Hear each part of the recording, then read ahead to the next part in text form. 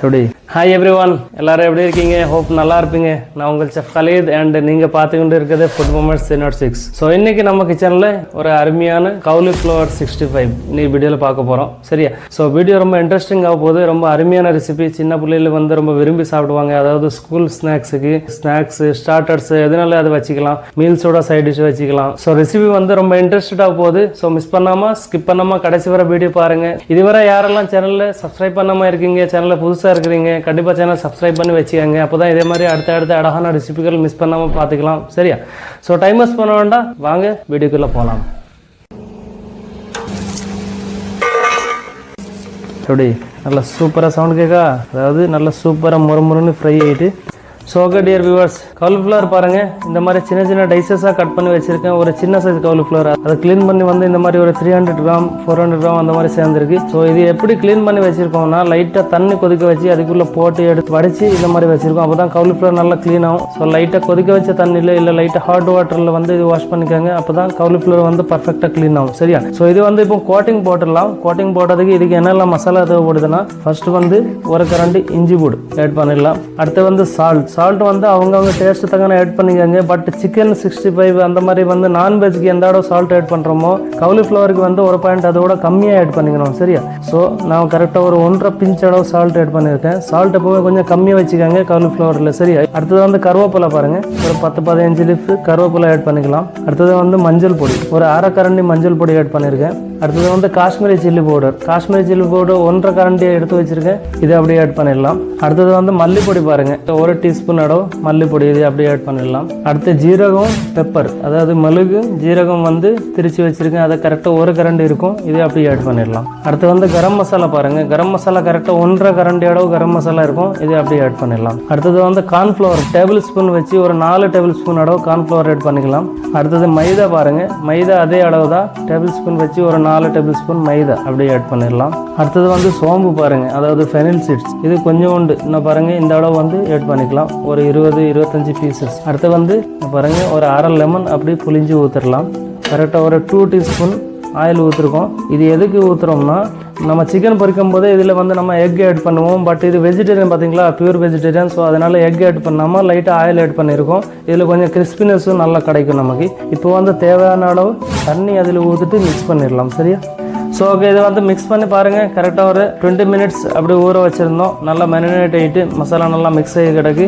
Oil வந்து நல்லா சூடாகிட்டு பார்த்தீங்களா, மசாலா போட்டோன்னே சட்டுன்னு வருது. இந்த இடம் வந்து ஒன்று அப்படி போட்டுடலாம். நல்லா ஜென்ட்லியாக போட்டுருவோம். ஃப்ளேம் வந்து லோ மீடியம் ஃப்ளேமில் வச்சுக்கோங்க. ஃப்ளேம் ரொம்ப ஹை ஃப்ளேம் வேண்டாம். இது பொரிக்கும் போது நல்லா சூப்பராக பொரிஞ்சு வரும் பாருங்கள். ஒரு மசாலா கூட விடாமல் நல்லா பர்ஃபெக்டாக வரும். Okay, super. இது வந்து ரொம்ப போட வேண்டாம், கரெக்டாக இந்த ஆயிலில் முங்குற அளவு போட்ட போதும். இந்த மாதிரி ஒரு சின்ன ஸ்டிக்கு கையில் இருந்தால் வச்சுக்கோங்க. அப்போ தான் வந்து அந்த மசாலா ஸ்ப்ரெட் ஆகாது ஆயிலில். நல்லா அப்படியே பிடிச்சி நிற்கும் பாருங்கள். நல்லா அடா சூப்பராக புரிஞ்சிட்டு இருக்கு. மைல்டாக பாருங்கள், மீடியம் லோ ஃப்ளேமில் தான் புரிஞ்சிட்டு இருக்கு. இது வந்து ஹை ஃப்ளேம் கிடையாது, ரொம்ப லோ ஃப்ளேமும் கிடையாது. ஸோ ஃப்ளேம் வந்து கவனமாக கண்ட்ரோல் பண்ணிக்கோங்க. ரொம்ப லோ ஃப்ளேம்னா மசாலா விட்டுரும், அதே மாதிரி ரொம்ப ஹை ஃப்ளேம்னா கரிஞ்சிரும், உள்ளே வந்து வேகாமல் இருந்துடும். ஸோ ஃப்ளேம் வந்து எப்பவுமே மீடியம் லோ ஃப்ளேமில் வச்சுக்கோங்க. சரியா? நிறைய பேர் வந்து இந்த காலிஃப்ளவர் ஃப்ரை பண்ணும்போது தண்ணியில் வந்து நல்லா அவிச்சிருவாங்க. அவிச்சிட்டு ரெண்டாவது ஃப்ரை பண்ணுவாங்க மசாலா போட்டு. ஸோ இந்த மாதிரி அவிச்சு ஃப்ரை பண்ணக்கூடாது. அவிச்சாச்சுன்னா இதோட வந்து சத்து அந்த காலிஃப்ளவரோட டேஸ்ட்டோட அவிஞ்ச தண்ணியில் போயிடும். சரியா? ஸோ அவிக்காமல் இந்த மாதிரி லைட்டாக வெந்நில போட்டு அலசி எடுத்துட்டு இந்த மாதிரி மசாலா கோட்டிங் போட்டு ஒரு 20 மினிட்ஸ் ஊற வச்சு ரெண்டாவது ஃப்ரை பண்ணணும். நல்லா சூப்பராக இருக்கும் பாருங்கள். நிறைய பேர் வந்து மசாலா போட்டு பொரிக்கும் போது அந்த மசாலா வந்து விட்டுரும். அது காரணம் என்னன்னா, மொத்தமாக கொத்தாக போட்டுருவாங்க ஆயிலுக்குள்ளே. ஸோ அந்த மாதிரி போட்டாமல் இந்த மாதிரி கொஞ்சம் கொஞ்சமாக ஆயிலுக்குள்ளே முங்குற அளவு வந்து காலிஃப்ளவர் போட்டுட்டு கொஞ்சம் கொஞ்சமாக போறீங்க. சரியா? ஃப்ளேம் வந்து லோ மீடியம் ஃப்ளேமில் கரெக்ட் பண்ணி பொரிச்சிக்கோங்க. அப்போ தான் பர்ஃபெக்டாக வரும். ஸோ நான் பாருங்கள் ரொம்ப சூப்பராக வந்து பார்த்தீங்களா, ரொம்ப வெயிட்லெஸ் ஆகிட்டு, அதாவது என்ன பாருங்கள், சத்தம் கேட்க உங்களுக்கு, அதாவது நல்லா முறுமுறுப்பாக வந்தாச்சு. இப்போ இது ரிமூவ் பண்ணிடலாம். என்ன பாருங்கள், எப்படி நல்லா சூப்பராக சவுண்ட் கேட்கா, அதாவது நல்லா சூப்பராக முறுமுறுன்னு ஃப்ரை ஆகிட்டு இப்போ வந்து ஒரு பிளேட்டில் இது ரிமூவ் பண்ணிடலாம். சரியா? இந்த ஆயில் பாருங்கள் எவ்வளோ க்ளீனாக இருக்குது. நம்ம எப்படி ஆரம்பிச்சோமோ அப்படி எண்டிங்காக இருக்குது இந்த ஆயிலுக்கு. பார்த்தீங்களா, கொஞ்சம் கூட மசாலா ஸ்ப்ரெட் ஆகல. அதே மாதிரி இந்த காலிஃப்ளவரில் கரெக்டாக மசாலா ஸ்டப்டாக இருக்குது. பார்த்தீங்களா, ஒத்த ஒவ்வொரு பீஸாக வந்திருக்கு. அது காரணம் போடும்போது ஒவ்வொரு பீஸாக போட்டிருக்கோம், அதனால 1 1 பீஸாக வந்திருக்கு. ஸோ இதே மாதிரி ஒன்று ஒன்றா எல்லாத்தையும் பொரிச்சிடலாம். சரியா? ஸோ ஓகே, இது வந்து ரொம்ப சூப்பராக வந்திருக்கு பார்த்தீங்களா, ரொம்ப வெயிட்லெஸ் ஆகிட்டு, அதாவது என்ன பாருங்கள், சத்தம் கேட்க உங்களுக்கு,